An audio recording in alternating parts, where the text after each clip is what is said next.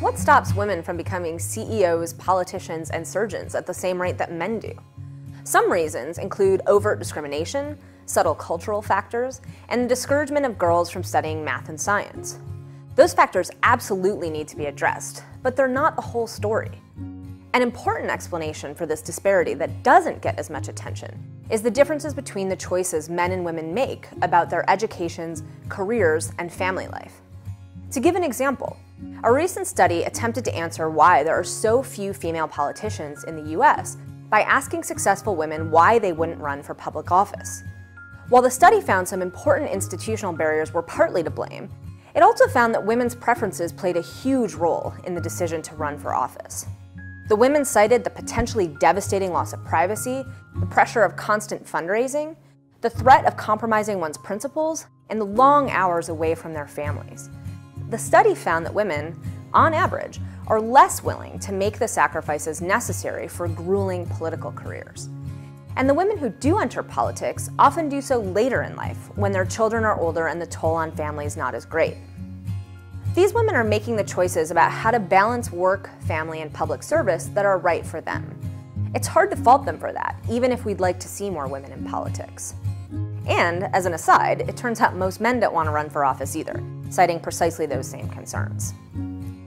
One way to increase female workforce participation is to have men perform a larger share of household and child-rearing duties. Stay-at-home dads are becoming more common, and it's been shown that even a modest increase in a man's contribution to childcare and housework duties actually helps women balance their work and family obligations. This is a great development. But as I've discussed elsewhere, it's hard to encourage these kinds of cultural changes through policy. Top-down rules like mandatory paternity leave can actually backfire.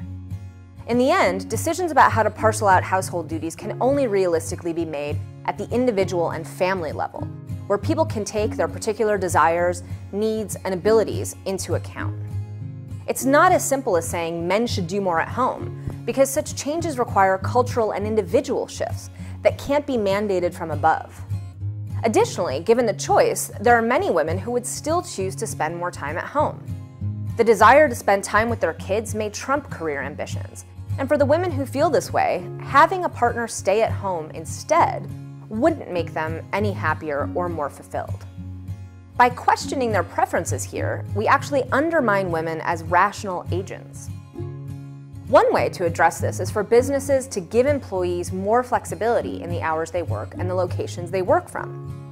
This would allow people to more effectively balance their home lives and their careers. So to attract talented candidates, industries may want to rethink grueling work hours or conditions that prevent people of both sexes from maintaining a work-life balance, like Google, for example, has done. But such proposals are limited by the realities of some professions. Surgeons can't work from home, and politicians must spend time with their constituents and their colleagues. And like other kinds of change, these policies can't be mandated without causing unintended consequences.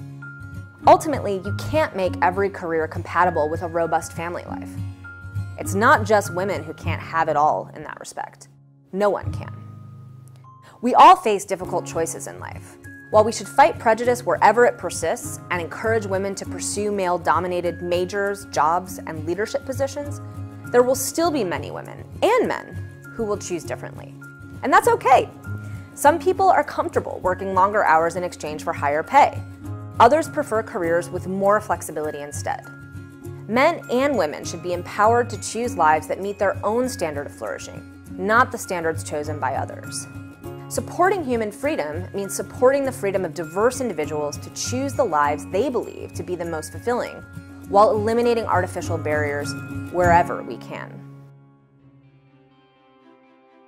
In case you missed it, watch my other video to learn why mandates won't fix the problem of gender inequality.